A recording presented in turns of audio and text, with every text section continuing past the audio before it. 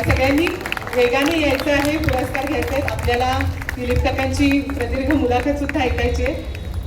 जान्हवी जनार्दन पावसकर ही कोकण कन्या, बीकॉमचं शिक्षण पूर्ण करून प्रायव्हेट सेक्टरमध्ये काही काळ नोकरी केली तिने, पण त्यानंतर कलापिनीच्या सगळ्याच कार्यक्रमांमध्ये हिरिरीने सहभागी होत असते. नाट्यछटा स्पर्धा असू देत किंवा नाटक असू दे, सगळ्यांमध्ये तिचा सहभाग असतो. मान्यवरांना विनंती आहे की तिला पुरस्कार देऊन तिचा सन्मान करायचा आहे. 83च्या स्वप्नात ट्रेन, केल्याने होता आहे या नाटकांमध्ये तिने महत्वाच्या चोख भूमिका बजावलेल्या आहेत.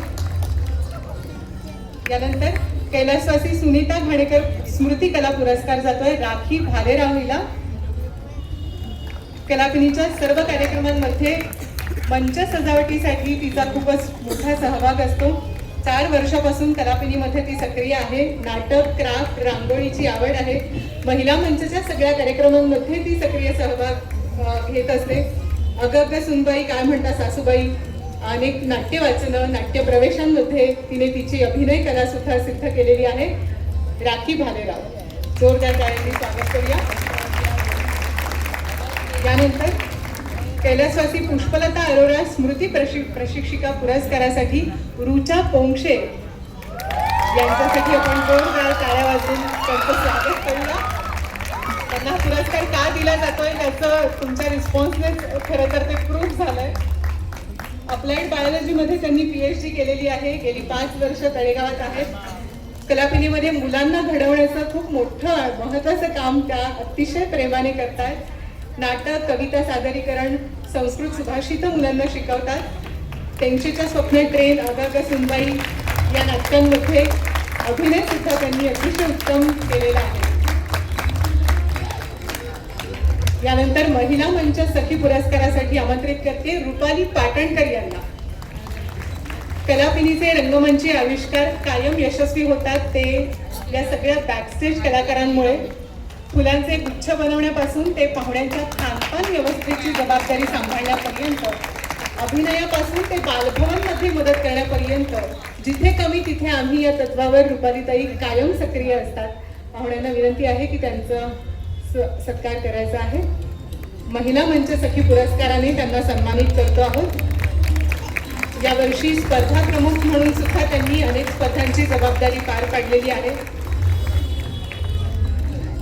यानंतरचा अतिशय महत्वाचा पुरस्कार कैलासवासी गोदावरी भाभी आणि कैलासवासी विष्णुभाई शहा स्मृती सेवाभावी कार्यकर्ता पुरस्कार श्रीयुत अशोक बकरे आणि सौ सुनीता बकरे यांना प्रदान करताना आम्हाला अतिशय आनंद होतोय. 1989 पासून कला मंडळाचे ते सदस्य आहेत. कलापिनीमध्ये आपल्या सगळ्यांना माहिती आहे स्वास्थ्ययोग एकाही दिवशी खंड न पडता सुरू असतो. तो केवळ आणि केवळ बकरे काकांमुळेच.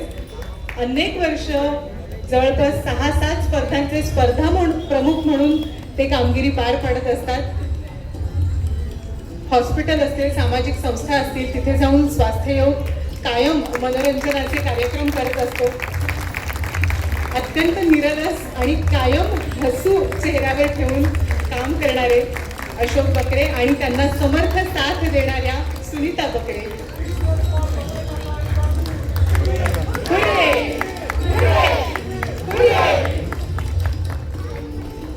त्यानंतर यावर्षीचा रंगकर्मी पुरस्कार स्वीकारण्यासाठी मी अनघा बुरसे यांना रंगमंचावर येण्याची विनंती करते. यावर्षी 75 मध्ये पदार्पण होणार आहे. मला वाटतं अभिनयाची सुद्धा 75 होणार आहे. तुम्ही जन्माला आल्यापासून अभिनय करता आहात असंच तुमच्याकडे बघून वाटतं. कलापिनी संस्थेत 2010 पासून त्या कार्यरत आहेत. बालभवन, कुमार भवन, महिला मंच सगळ्याच विभागांमध्ये त्यांनी हिरिरीने सहभाग घेऊन दिग्दर्शनाचं काम केलेलं आहे. कलापिनी सोबतच पुणे, निगडी, मुंबई या ठिकाणी स्पर्धांमध्ये भाग घेऊन कायम प्रथम क्रमांकाचं बक्षीस घेऊनच त्या परत येत असतात. त्यासाठी त्यांचं विशेष कौतुक. पाहुण्यांना विनंती करते की त्यांनी रंगकर्मी पुरस्काराने अनघा बुरसे यांना सन्मानित करावं. अनेक नाटकं, एकांकिकांचं लेखन, दिग्दर्शन आणि अभिनय त्यांनी उत्तमरित्या केलेला आहे. आपण सगळेजण त्याचे साक्षीदार आहोत. यानंतर